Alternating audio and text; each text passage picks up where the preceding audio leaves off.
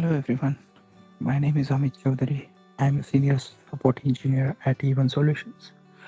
Here I'm going to show you how you can do the Dynamics 365 F finance and operation lookup to get the data.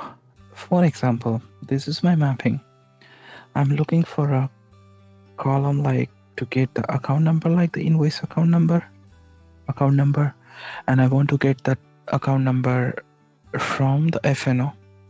So based upon the name, so I'll go to the additional columns. Here I'm going to create a FNO lookup.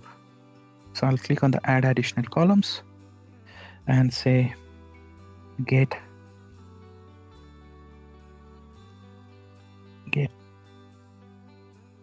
customer number.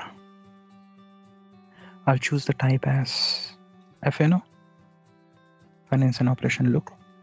This will show you the list of the options, including your instance, this is my connection name. The lookup company, nothing but that is come as a default company, but you can change it which company you are hitting it to.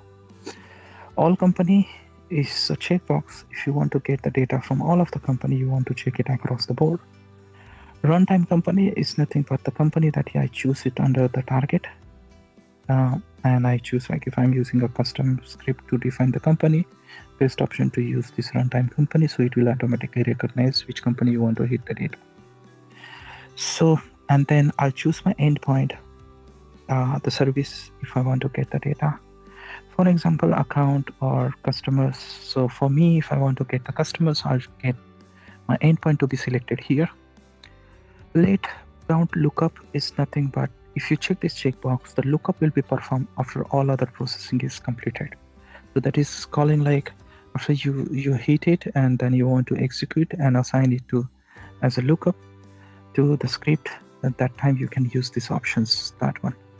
Include lookup result in the script is nothing but, if I have the result like, say, what is my return value? Say customer account or customer number. So customer account. This is my return field. If I want to use this return value from the lookup into my some other column, say calculations column, or run script task, then I can check this checkbox like include lookup the result in the script. So it will allow the privilege to use this return value from the lookup for your calculations. Return field, you want to return the particular field. Okay. And if no data, then you have options here. A default value, if you choose it, this is a default value if it is not match. And restrict the line out. If data exists, means it will restrict the line if the data exists. Restrict out the line if no data exists. That is name itself. They're like, okay, if no data exists, then don't push it. Just throw me the error for that. Return failure for the current line means don't push it any data. If I want to fail your particular line, it will proceed for the next record. Return nulls if I want to set it something null. Stop processing integrations, which means it will further stop the integrations to processing any one of the other invoices from the source. So the integration completely stop. Continue means it will continue. It will not show the error according to that. And it will continue with the default value. So it will not throw you any errors if it is not match or match. I'll click on the add filters, and here I'm going to select the name. So name, I'll choose based upon the name. This is a field left side is from the FNO side, and here I'll choose the source type is the name. So once the name match, he will look for this connection, look for this company, look for the customer lookup service, and return me the customer account. I'll click on here. This is my lookup, so I'll go to the target.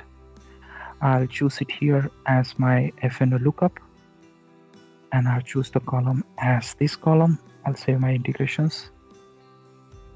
This way you can do the lookup using the connections, and you can map it according to your. Sometimes you want to get the data, or you want to get that particular ID. You want to use that FNO lookup to get the existing value from the lookup.